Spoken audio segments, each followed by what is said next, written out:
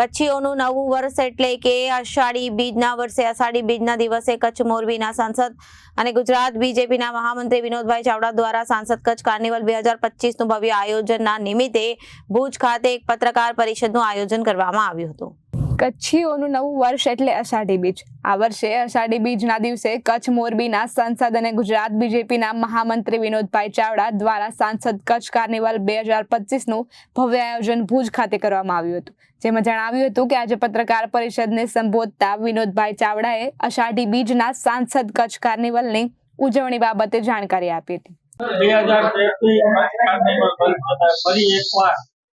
કચ્છ સાંસદ કાર્નિવલ 2025નું આયોજન છે। શું આ વખતે હવે શું નવીનતા હશે? શું આ વખતે કચ્છવાસીઓને નવી ભેટ મળશે? આપ સૌને નમસ્કાર।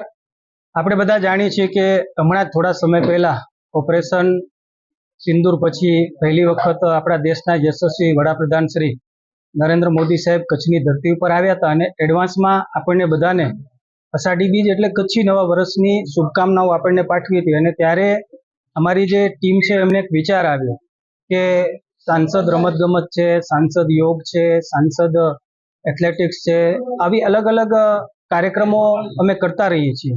પણ આ વખતે અમે નક્કી કર્યું છે કે આપણા દેશના વડાપ્રધાન શ્રી નરેન્દ્ર મોદી સાહેબ જ્યારે મુખ્યમંત્રી હતા અને ત્યારે 2005થી કરીને 2013 સુધી જ્યારે રણ ઉત્સવના ઉદ્ઘાટન પ્રસંગે આવતા હતા અને એ દિવસે સાંજના સમયે હમીસરના કાંઠે કચ્છ કાર્નિવલનું આયોજન થતું હતું।